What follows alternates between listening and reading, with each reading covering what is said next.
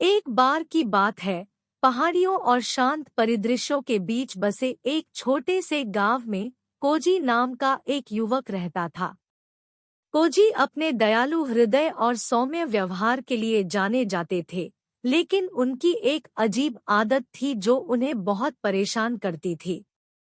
वह यह सोचना बंद नहीं कर सका कि दूसरे उसके बारे में क्या सोचते हैं। कृपया पूरा वीडियो देखें और हमारे चैनल को सब्सक्राइब करना न भूलें। उनके द्वारा की गई प्रत्येक क्रिया, उनके द्वारा बोले गए प्रत्येक शब्द के साथ साथ विचारों की एक सतत धारा भी आती थी कि इसे उनके आसपास के लोग कैसे समझेंगे। दूसरों की राय को लेकर लगातार व्यस्त रहने से उसके दिमाग पर भारी असर पड़ा, जिससे बेचैनी और चिंता की भावना पैदा हुई जो उसके हर जागते पल में व्याप्त हो गई।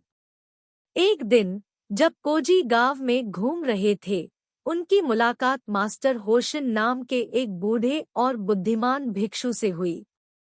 भिक्षु के शांतिपूर्ण चेहरे से प्रभावित होकर कोजी उनके पास आए और उस बोझ को साझा किया जिसने उनकी आत्मा को पीड़ा दी थी।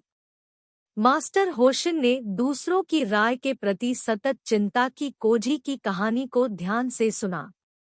हल्की मुस्कान के साथ भिक्षु ने कहा, युवा, मैं तुम्हारे संघर्ष को समझता हूँ। मैं तुम्हारे साथ एक कहानी साझा करता हूँ जो तुम्हें कुछ मार्गदर्शन दे सकती है। मास्टर होशिन ने एक युवा शिष्य की कहानी सुनाना शुरू किया, जो कोजी की तरह इस विचार में डूबा रहता था कि दूसरे उसके बारे में क्या सोचते हैं। हालांकि इस शिष्य ने एक बुद्धिमान शिक्षक का मार्गदर्शन मांगा जिसने एक मूल्यवान शिक्षा दी। पास के एक जंगल में साधु ने आगे कहा, वहां एक राजसी पेड़ रहता था। यह पेड़ बहुत ऊंचा और भव्य था, इसकी शाखाएं आकाश की ओर पहुंचती थी। यह बिना किसी भेदभाव के सभी प्राणियों को छाया प्रदान करता था। इसकी शाखाओं में पक्षियों का बसेरा होता था, जानवर पाए जाते थे इसकी जड़ों के नीचे आश्रय, और यात्री इसकी छाया में विश्राम करते थे। पेड़, मास्टर होशिन ने समझाया, उन लोगों की राय से कोई सरोकार नहीं है जो इसकी शाखाओं के नीचे आराम करते हैं। यह बस अस्तित्व में है, उन सभी को अपनी छाया और आश्रय प्रदान करता है जो इसे चाहते हैं। उसी तरह आपको भी बनना सीखना चाहिए, पेड़ की तरह अपने सच्चे स्व में निहित दूसरों के निर्णयों से प्रभावित हुए बिना दया की पेशकश करना। जैसे ही कोजी ने भिक्षु के शब्दों पर विचार किया, उन्हें एक गहरा एहसास हुआ। वह समझ गया कि पेड़ की तरह वह भी दूसरों के विचारों से बोझिल हुए बिना प्रामाणिक रूप से अस्तित्व में रह सकता है।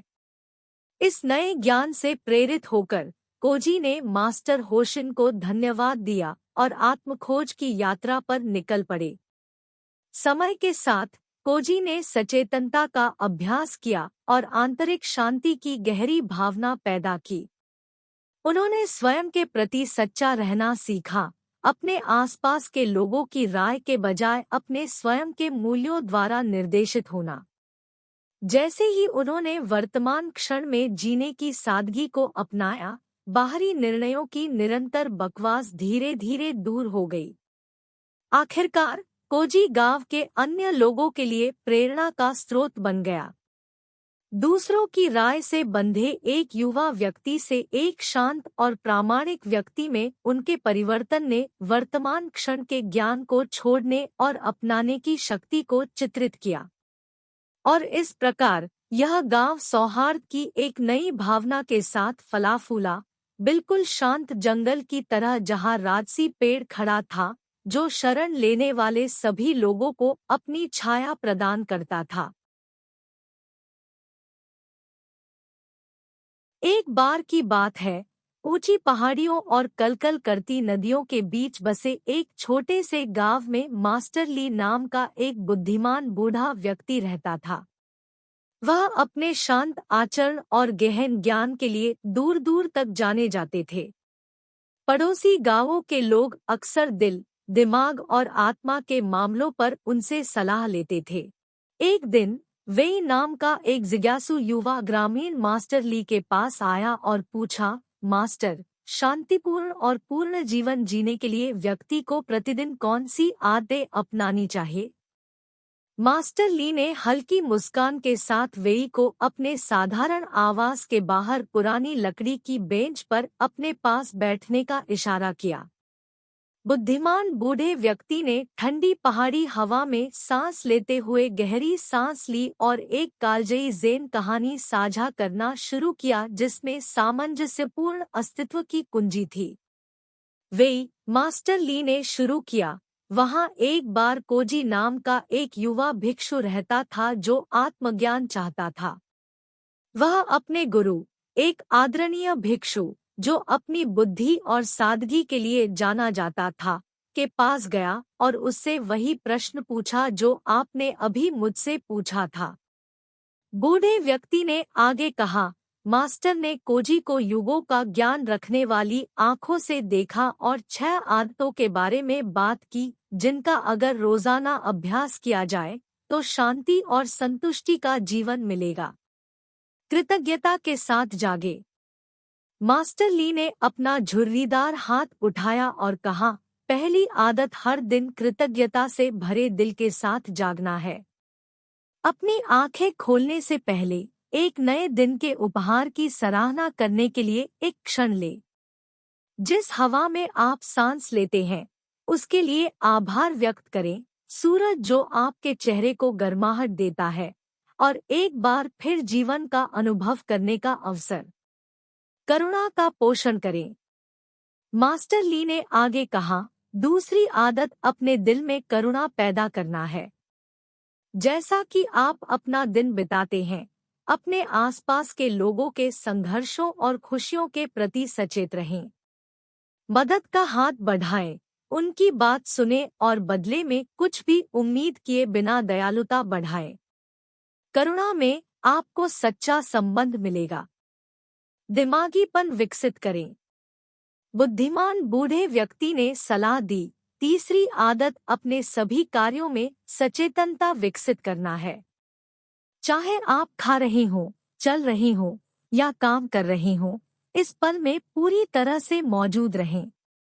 अतीत को जाने दें और भविष्य की चिंताओं को छोड़ दें।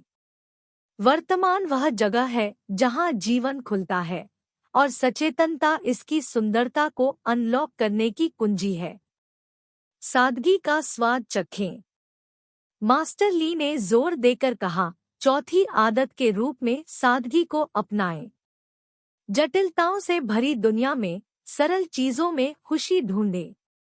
एक गर्म चाय का कप, पत्तियों की सरसराहट, बच्चों की हंसी, ये एक संतुष्ट दिल के खजाने हैं। सादगी की सुंदरता को अपनाएं क्योंकि यह एक है शांति का मार्ग। हार्बर शांति। बुद्धिमान बूढ़े व्यक्ति ने आगे कहा, पांचवी आदत अपने भीतर शांति बनाए रखना है। दैनिक जीवन के शोर के बीच मौन के क्षण बनाएं। शांति में आप अपनी आत्मा की फुसफुसाहट सुनेंगे और शांत स्थानों में आपको उन सवालों के जवाब मिलेंगे जिनके बारे में आप कभी नहीं जानते थे। दिन के अंत में चिंतन करें। अंत में मास्टर ली ने निष्कर्ष निकाला, अपने सिर को आराम देने से पहले दिन के बारे में सोचने के लिए कुछ क्षण ले। अपनी जीत को स्वीकार करें और अपनी चुनौतियों से सीखें। किसी भी तरह की नकारात्मकता को जाने दे और दिल से सपनों के दायरे में प्रवेश करे। शांति प्रत्येक दिन आपके जीवन की कहानी का एक अध्याय है, इसे विकास और प्रेम की कहानी बनाएं। जैसे ही मास्टर ली ने अपनी कहानी समाप्त की, वे पीढ़ियों से चले आ रहे गहन ज्ञान को आत्मसात करते हुए शांत चिंतन में बैठ गए। सूरज क्षितिज के नीचे डूब गया, जिससे गांव पर गर्म चमक आ गई और प्राचीन कहानी की गूंज पहाड़ी हवा में रह गई। मास्टर ली ने वेई के कंधे को धीरे से थपथपाते हुए फुसफुसाएं, याद रखें मेरे प्रिय, ये आदतें लालटेन है, जो अच्छी तरह से जीवन जीने का मार्ग रोशन करती है। क्या आप इस पर शालीनता और सावधानी के साथ चल सकते हैं? और इसलिए चांद और सितारों की निगरानी में वेई ने मास्टर ली के साधारण आवास को छोड़ दिया और अपने साथ दैनिक ज़ेन प्रेरित जीवन के लिए 6 आदतों में समाहित कालातीत ज्ञान ले गए।